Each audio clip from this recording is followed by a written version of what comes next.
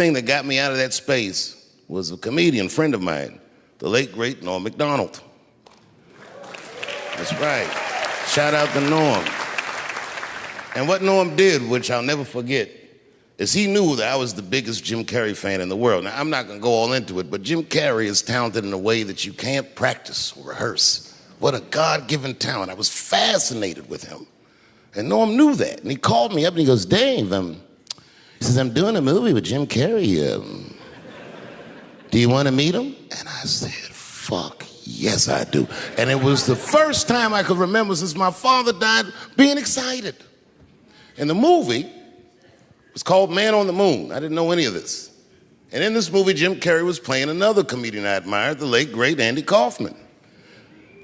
Yes, and Jim Carrey was so immersed in that role that from the moment he woke up to the time he went to bed at night, he would live his life as Andy Kaufman. I didn't know that. When they said cut, this nigga was still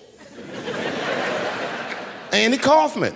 So much so that everybody on the crew called him Andy. I didn't know any of that. I just went there to meet him, and when he walked into the room where we were supposed to meet, I screamed, Jim Carrey! And everyone said, no! Call him Andy. And I didn't understand. And then he came over and he was acting weird. I didn't know he was acting like Andy Kaufman. Just like, hey, how you doing? And I was like, hello. Andy?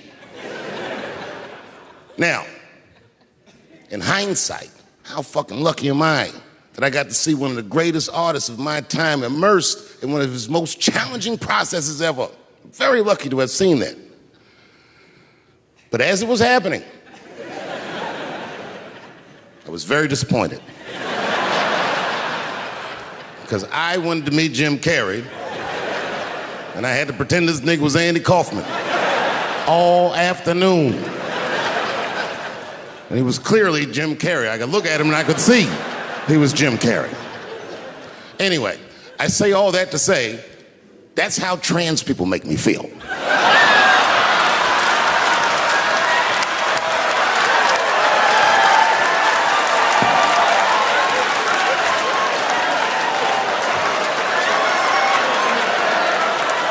Here we go.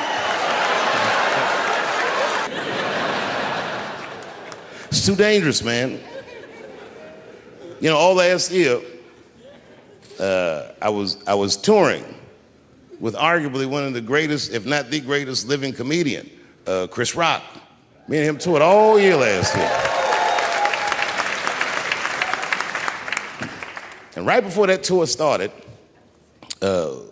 Chris was involved in what we blacks might even consider a goddamn 9/11.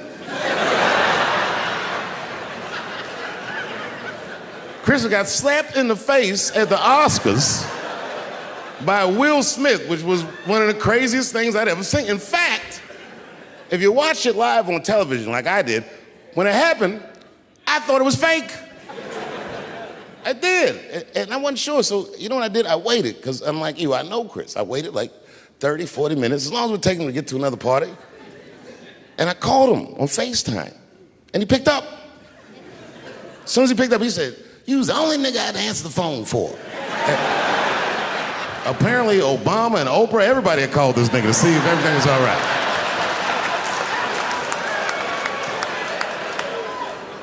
And I thought it was fake. I didn't know. So I asked him, I go, well, you know. He said, what?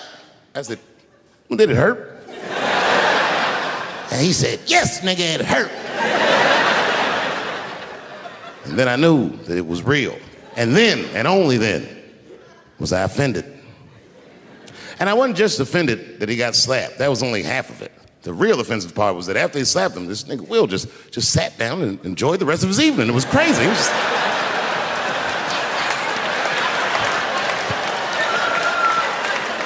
The fuck is this?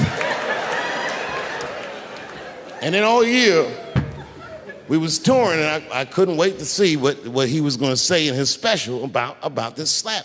And I toured him all year, but the night he taped his special, Chris was one of these guys, he's crafty. You never know what he's going to say until he really says it. So I went to see him tape his special. He taped it right up the street in Baltimore.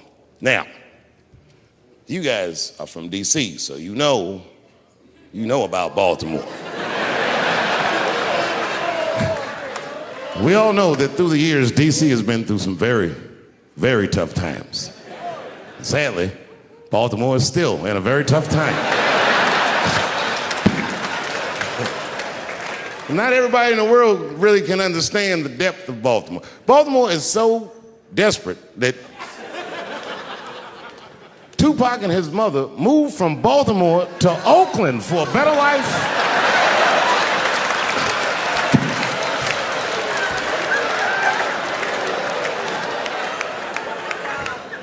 And Chris Rock went so hard in the paint, and I can't believe he did this, he shocked a Baltimore crowd. I didn't even know that was possible. I started doing comedy around here. Shocked them. And you know what he said that got him? He looked at the crowd, he walked out. I didn't expect him to say this. He looked at the crowd, it was all black, Baltimore black.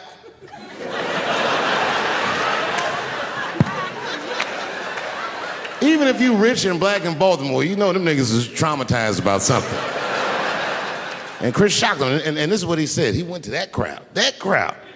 He said, "I refuse to be a victim." And the crowd said, "Oh." And I was backstage looking like, nigga, watch the tape.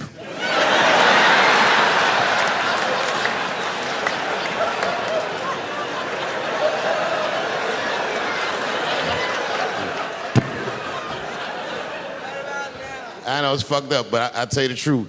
You know, everything felt like I knew them. And I say to myself, my God, Dave, what a powerful dream. But then sometimes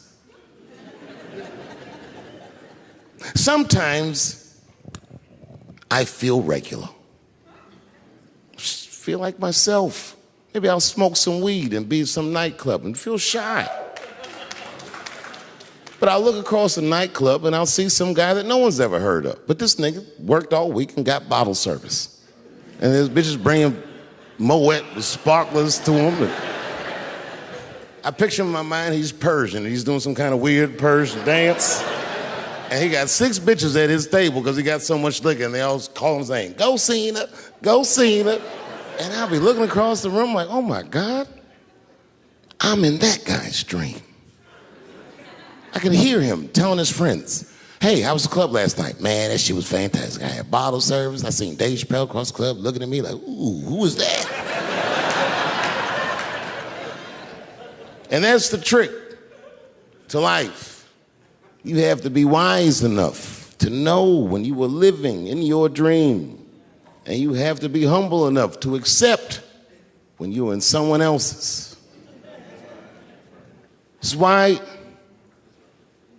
I don't judge between Will Smith and Chris Rock, because you guys look at them as big ideas, but I look at them as fellow dreamers. I can't judge between them because I see myself in both of them. I am Will Smith. I am the man that cannot take it anymore and will slap the shit out of the next person that says a crossword to me or somebody that I love. And I am Chris Rock.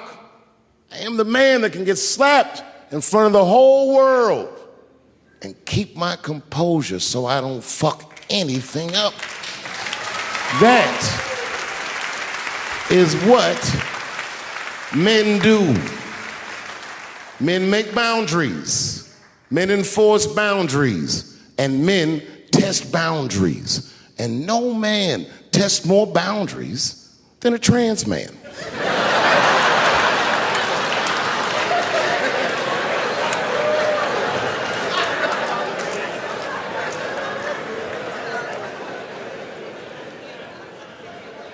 When I see a fellow dreamer, I give them my utmost respect. Even if I don't understand what their dream is. I know a dreamer when I see one. And I've met many powerful dreamers in my life. None more powerful than a man who calls himself Little Nas X. I met this nigga at a party. I had no idea who he was. But the minute he walked in that party, I knew I was in his dream. Everybody in the party was another dreamer. Everyone was famous, but when that nigga walked in, he was dressed like C-3PO. He was shining.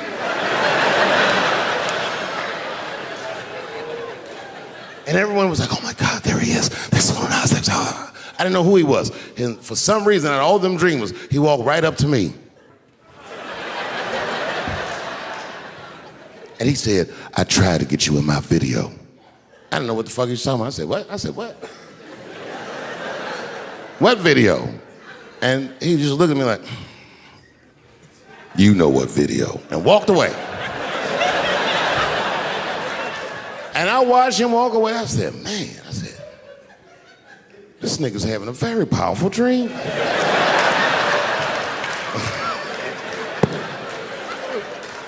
You know what it reminded me of? It reminded me of when we was in grade school. Remember in grade school, the teacher would ask everybody what they want to be? Timmy, what do you want to be when you grow up? And Timmy acted like he had an idea. He'd stand up, he'd say, I want to be a fireman. And the teacher would say, Timmy, that is a beautiful dream. But Timmy didn't mean it. Timmy said he wanted to be a fireman because deep down, Timmy's attracted to fire. And by the time he's 14 years old, this nigga's a full-blown pyromaniac, playing with kerosene and matches like a goddamn expert.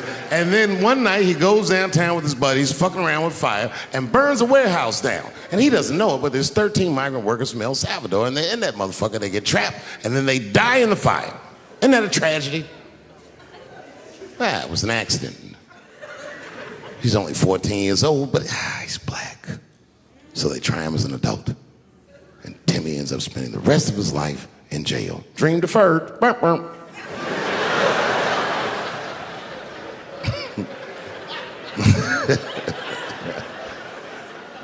What about you, Billy?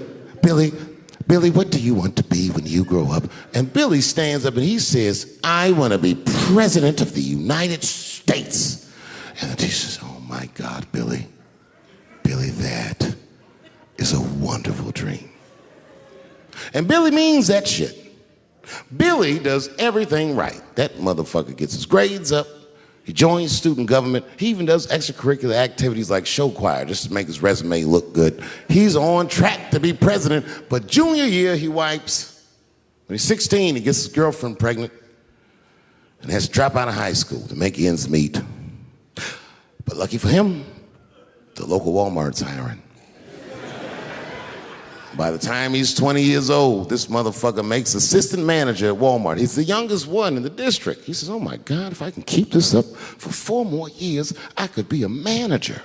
And if I can keep this up for 6 more years after that, I could even be a regional manager and have as many as 3 Walmarts under my control. And he's a big picture guy. He sees where this path is going, so he kills himself.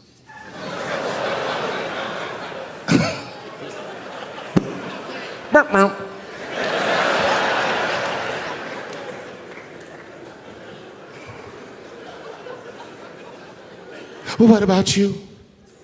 What do you want to be when you grow up?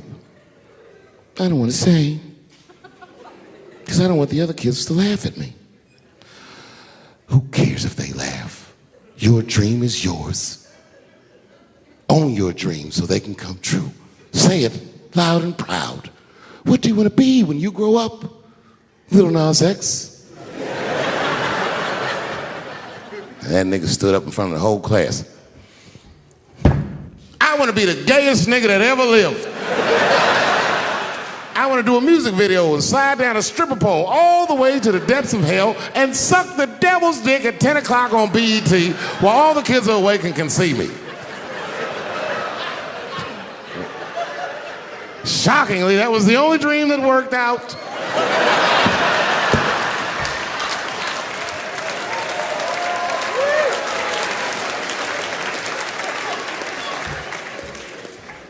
That's why I'm here tonight in the city where I built the dreams that I live. Because I wanted to tell you all that they came true. And I wanted to thank you all for making the man that I am today.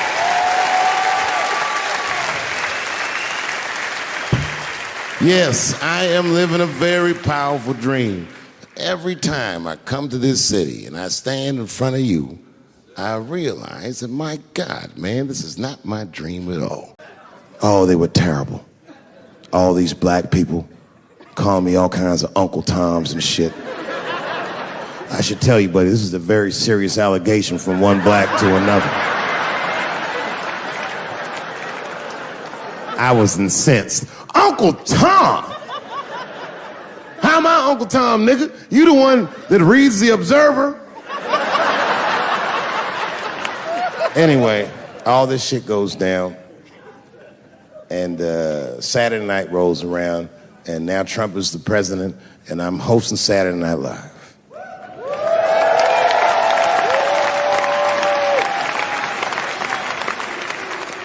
And I didn't really prepare my monologue, I just kind of winged it. And at the end of the monologue, I don't even remember what I said. I said something like, fuck it, we're historically disenfranchised, and we're going to give him, something about we're going to give him a chance if he gives us a chance. I don't know what I said, but whatever I said, I really wish I didn't say that shit. It was not worth the trouble. Now I walk into the barbershop, and all them black people just be looking at me like, yo, Dave, what's up with your boy? Yo, nigga, yo! Not my boy. Because I don't care if you're a Republican or Democrat, if you support him or not, any objective person is going to have to admit that this motherfucker is having a terrible go of it. It really is. We've had presidents before that have done bad jobs, but this shit is worse than a bad job. It's scary to watch. Holy shit, it's like seeing a crack pipe in your Uber driver's passenger seat.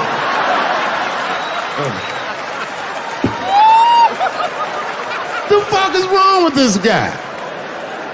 Yo, he is lunching, nigga. I watched Donald Trump in a press conference, and this motherfucker had all the media gathered, and this nigga literally asked the media to their face to stop finding shit out. I was like, yo, this motherfucker is bugging.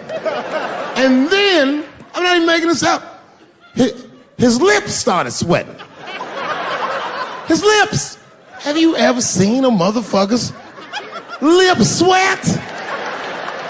What the fuck is wrong with this nigga's lips? It's like if you're on a plane, right? You ever been on a plane? I get scared to fly. I do it all the time. I be scared on there. And sometimes the plane will hit turbulence. And then I get nervous. But I always look at the flight attendant, and she looks calm, and it makes me feel calm. But if that bitch's lips were sweating, it's terrifying. Like, yo, nigga, why are your lips sweating? What do you know? And then, I'm not even making this shit up. This motherfucker grabbed the podium, he goes, you don't know how scary the things I read in my briefings are. And I was like, holy shit, man, you ain't supposed to tell us that, bro. That's bad leadership. Even as a parent, you think I'm gonna sit my kids down? Hey, little man, come here real quick. I just wanna holler at you for a second. Yo, I'm 3 months behind on the rent, nigga, and I am worried. Very worried. Go to school and have a productive day, nigga. I was just thinking out loud, getting some shit off my chest. I'm like, what the fuck are you doing, bro? This is bad, man. Jesus Christ. All this motherfucker's ideas sound like high people ideas. Like he doesn't think these things through before he tells us. He just tells us what he's thinking as soon as it occurs to him. This shit sounds nuts. I'm gonna go to China and I'm gonna get those jobs from China and bring them back here to America. For what, nigga? So iPhones can be $9,000? Leave that job in China where it belongs. None of us want to work that hard. What the fuck is he thinking? I want to wear Nikes. I don't want to make them shits. What the fuck are you doing? Stop trying to give us Chinese jobs. I am going to bring back coal. Coal? I'm not not even exaggerating. I have never in my life even seen a fucking lump of coal. I honestly don't even know what coal is for. If you're gonna have motherfuckers digging around in the dirt looking for shit, find me some truffles, nigga. That's what I'm about. And these truffle prices are getting out of control. If it gets any worse, I'm gonna be back down to regular butter like everybody else. Terrible, terrible job. This motherfucker hit North Korea with rap battle threats. Fire and fury, like, yo! Yo, what are you doing?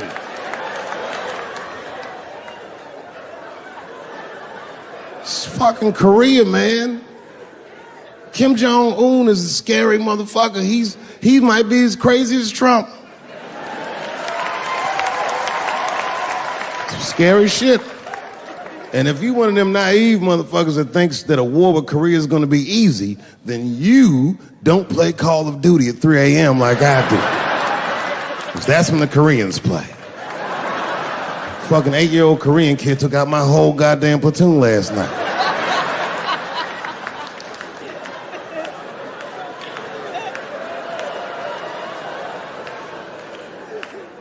I've never seen somebody in an office so high with the most just basic fucking solutions. Like, you know, we should not let any more Muslims in the country till we can figure out what's going on. Did he just say, figure out what's going on?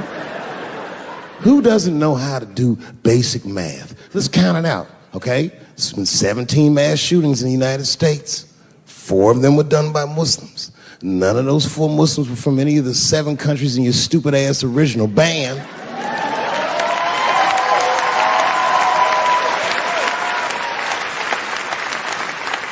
And since he brought it up, the other 13 shootings were done by the Tiki Torch Whites.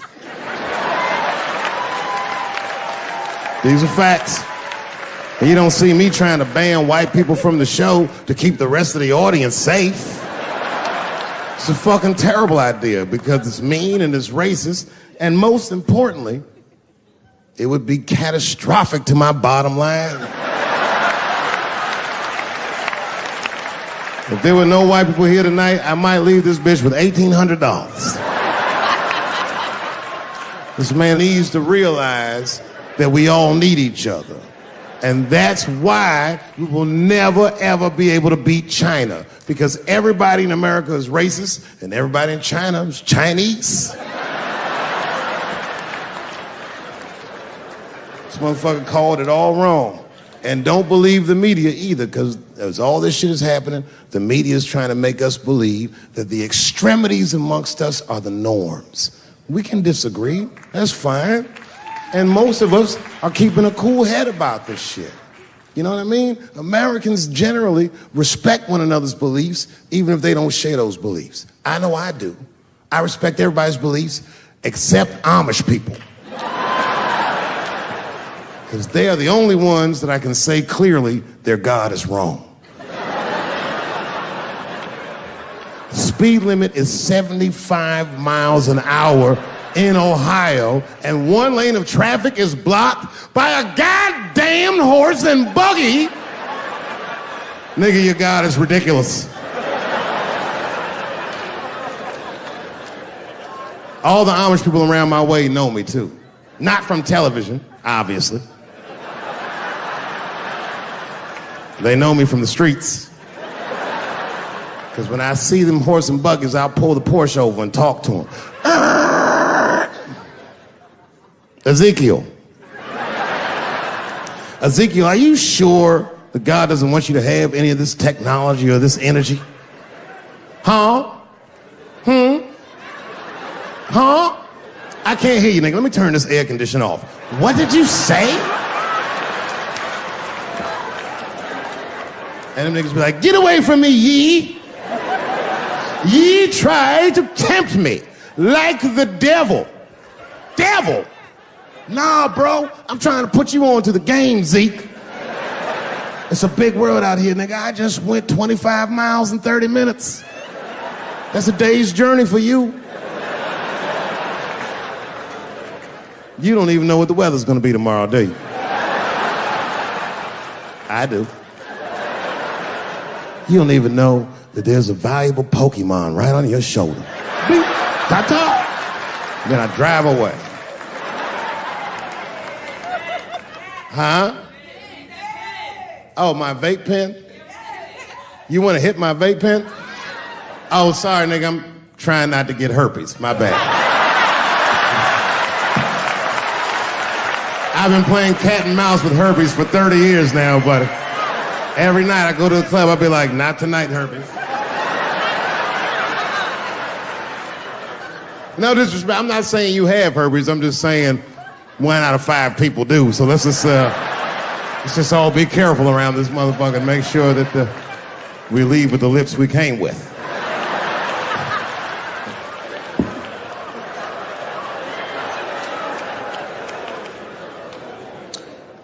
Sometimes I think that the media is hard on Trump, because I'll see shit that they get on him about that doesn't seem bad to me. Like, a nigga got on Trump about not staying in the White House enough. Who gives a fuck? This motherfucker was rich. Used to shit in a gold toilet.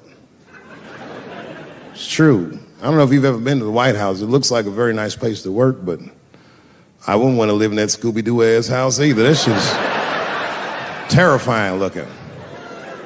Imagine you trying to jerk off in the crib and Abraham Lincoln's just looking at you like...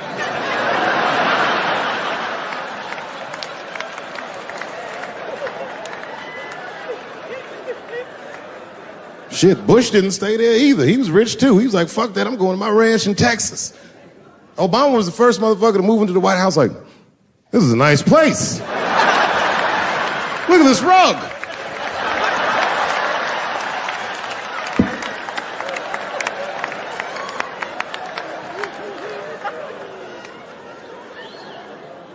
The media got on him about putting Jared Kushner in his cabinet, and I didn't think that that was the worst thing he'd done. I mean, it was still early, and I mean, it's not unprecedented. Kennedy had his brother as the attorney general, right? And this motherfucker's a Washington outsider. To be honest with you, I'd probably do the same thing.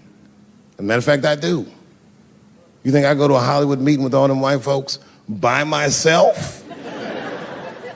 I bring my nigga Mac Mittens from the streets. I don't even know his real name. Everybody just calls him Mac Mittens.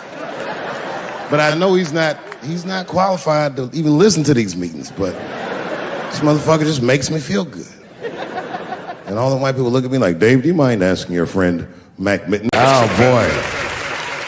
Thanks for being here.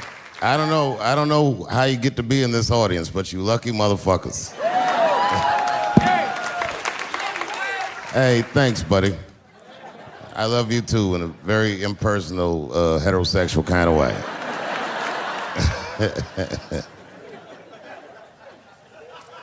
I got a heavy lift tonight because it's my honor to get to induct the GOAT.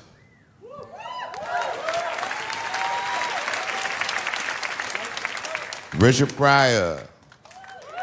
Richard Pryor. The greatest stand-up comedian that ever lived.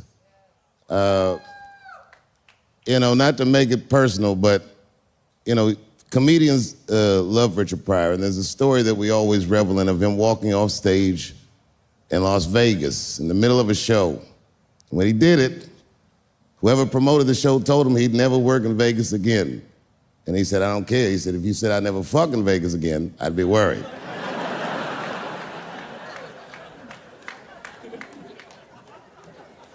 Abruptly, he left show business and went into the unknown of what his future might be, and it took him to San Francisco. And with the help of Paul Mooney and some other people, he started doing all black rooms. And slowly, but surely, he became the Richard Pryor that we've come to love. It wasn't just black rooms that he was doing that made that transformation. It was cocaine.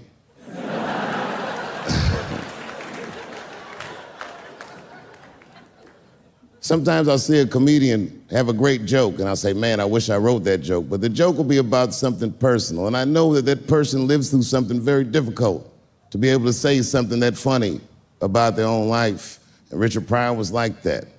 When I was 19, I remember I did an event that he attended at the Apollo Theater in Harlem, and I came in as he was coming in, and they were wheeling him in a wheelchair, and I was standing behind him. I didn't say one word to him, but I looked behind his ear, and I could see the scars from where he burnt himself, and it made me want to cry. Not long after that, I opened for him at Newark Symphony Hall, and I couldn't believe that he was a legend doing a gig in Newark. I met him backstage. He remembered my name, shook my hand, and he came out to the eeriest song. It was a song called I'm Calling You, and he did about 15 minutes, and he stopped talking, and he told the crowd, I'm sorry, I just can't do this tonight. And you could have heard a pin drop in that room. And a guy in the back stood up and screamed out like he wanted to fight. He said, I love you, Richard. The whole crowd went crazy. I mean, this was sincerely the longest ovation I've ever seen to this day in comedy. And I was a young man, but I understood that I was witnessing actual love. That it didn't matter if he did good or bad, that they just wanted to be around him one more time. And they sent him off lovely and said a great goodbye. And the moment that I saw that informed the rest of my career. I knew that's exactly what I wanted for my life, and that's exactly how I want my career to end. Well, maybe not exactly. Not in Newark.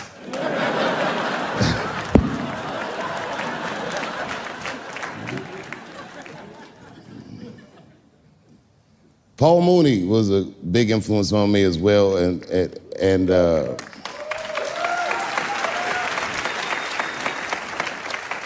he used to regale me with stories of Richard, and the way he talked about Richard was like he was in the next room. You know what I mean? It was something very familiar and comforting hearing a guy talk about his friend that way. And I was very lucky to get to know him too. I don't want to blather about my own personal stories, but I just want to say that without Richard Pryor, there would be no Dave Chappelle. And all you comedians out there who complain that you can't say anything nowadays, I would suggest that perhaps you have nothing to say. Because there's a very profound example of a person who said anything and everything he wanted to say outside of context. There was only 3 channels when that nigga was working.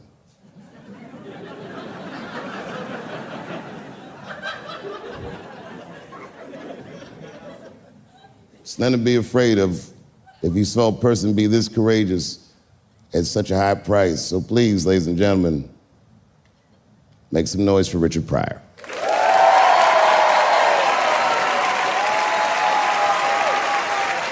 Now, you know, I have read that you were born in a brothel, and I figured this is Pryor putting on an interviewer.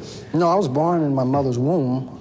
Well, yes, and we lived in a, I guess you call it a brothel. We called it a whorehouse. Yeah.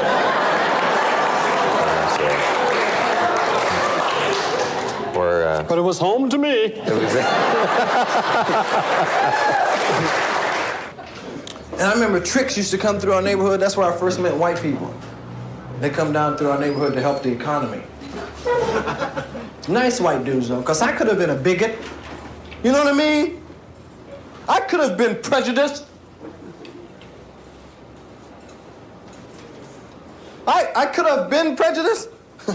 I could have been, man, but I meant nice white man just coming. Hello, little boys. Your mother home? I'd like a blowjob. My mother. I met my mother. She's sitting out there, and I love her. It's my mother. Is she here? Mom, don't hide your face. Up there. I didn't know that. My grandmother's the lady who used to discipline me, right? You know, beat my ass. Anyone here remember them switches? Right, you used to have to go get off the tree yourself and take them leaves like that. I see them trees today, I will kill one of them motherfuckers. And you get them switches and they start cutting the wind on the way home right here. Make you start crying before you get in the house. Like,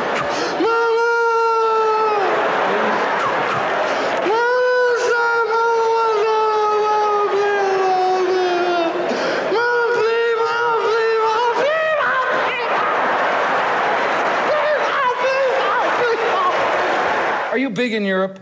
What's the matter? That's a legitimate question.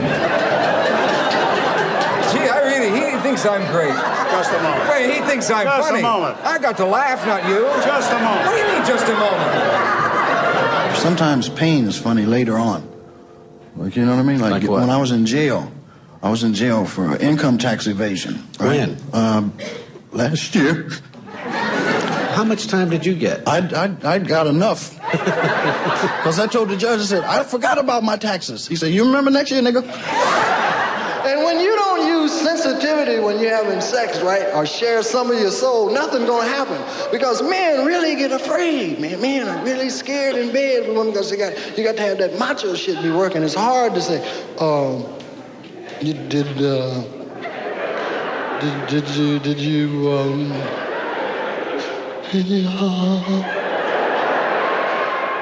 you come? Did you? Right, because men get defensive. If a woman says she didn't come, men get real defensive, right? They won't take no fault for shit, right? Men, they might say anything when they get scared, right? Men go, look, baby, maybe your pussy dead.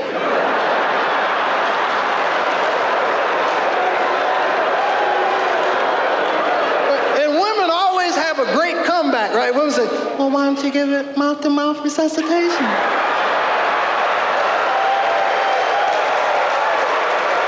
Because I have sinned in the past. You're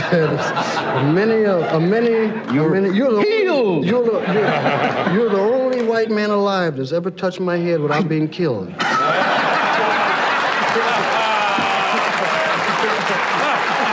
Ali, man, I got in the ring one time. Ali, man, is awesome. A nigga, I was in a benefit with him just for fun boxing, and just to get in the ring with a nigga, your heart go,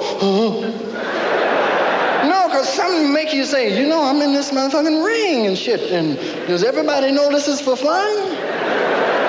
You know, because the nigga be fucking with you, right? As soon as you get in the ring, I'll be talking about. I said, wait a minute, does this nigga know this is a benefit? He ain't supposed to hit my ass up in this motherfucker? And the nigga is so fast, you don't see his punches till they coming back. You see right in your mind be saying, wait a minute now, there was some shit in my face a minute ago, I know that. And the coach say, stick and move, and you be scared when you have your first boxing, right? You be doing.